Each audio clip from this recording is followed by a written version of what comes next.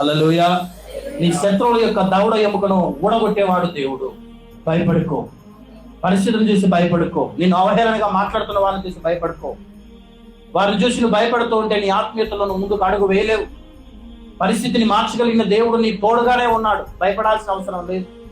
నువ్వేంటో, నీ స్థితి ఏంటో, నీ పరిస్థితి ఏంటో, నీ ఆత్మీయ స్థితి ఏంటో, నీ ఆత్మీయ వైఖరి ఏంటో, నువ్వు ఎలా దేవుని దగ్గర ఉన్నావో నీకు మాత్రమే తెలుసు. వేరే వాడికి చెప్తూ వెళ్ళాల్సిన అవసరం మనకు లేదు. వేరే వాడికి నువ్వు ఏంటో నిరూపించుకోవాల్సిన అవసరం మనకు లేదు.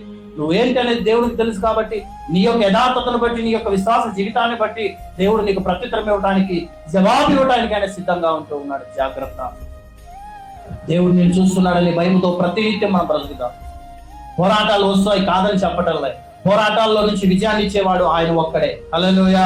ఒక్క మాట చెప్తాను, ఇది గుర్తుపెట్టుకునండి. సమస్యలు అనేకములు ఉంటాయి, శత్రువులు అనేక మంది ఉంటారు, కష్టాలు అనేకం వస్తాయి, అనారోగ్యాలు అనేకం వస్తాయి. కానీ అనేకమైనటువంటి వీటన్నిటిని విడిపించడానికి ఒకే ఒక దేవుడు ఉన్నాడు. ఆయనే మన ప్రభు అయినటువంటి యేసుక్రీస్తు వారు.